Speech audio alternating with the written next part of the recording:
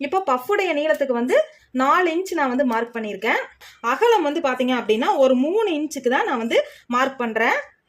அதே 3 இன்ச்சுக்கு இந்த இடத்துலையும் நம்ம வந்து பாக்ஸ் பண்ணிக்கணும்.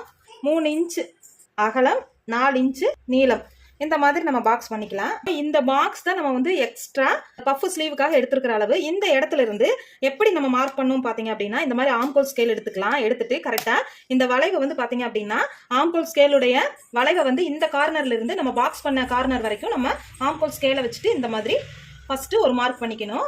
அடுத்ததான் அப்படியே ஆம்கோல் ஸ்கேலை வந்து நம்ம திருப்பி சரியான அளவுக்கு மார்க் பண்ண இல்லைங்களா, அந்த இடத்துல வந்து கரெக்டாக மார்ஜின் ஆகிற மாதிரி நம்ம வந்து டிராயிங் பண்ணிக்கணும். இப்போ பஃப் ஸ்லீவுக்கு வந்து நம்ம எக்ஸ்ட்ரா பண்ணுற இடம் வந்து 3 இன்ச் அகலம், 4 இன்ச்லேருந்து 6 இன்ச் வரைக்குமே பஃப் வந்து நல்லா உங்களுக்கு எடுப்பாக தூக்கிட்டு இருக்கணும் அப்படின்னா வந்து 4லேருந்து 6 இன்ச் வரைக்குமே இந்த நீளத்தை வந்து நம்ம அதிகப்படுத்தலாம். இந்த அளவு இருக்கு இல்லைங்களா, இந்த அளவு நம்ம இப்படியே விட்டுறலாம். நம்ம கட் பண்ணும்போது இந்த மாதிரி தான் கட் பண்ணணும்.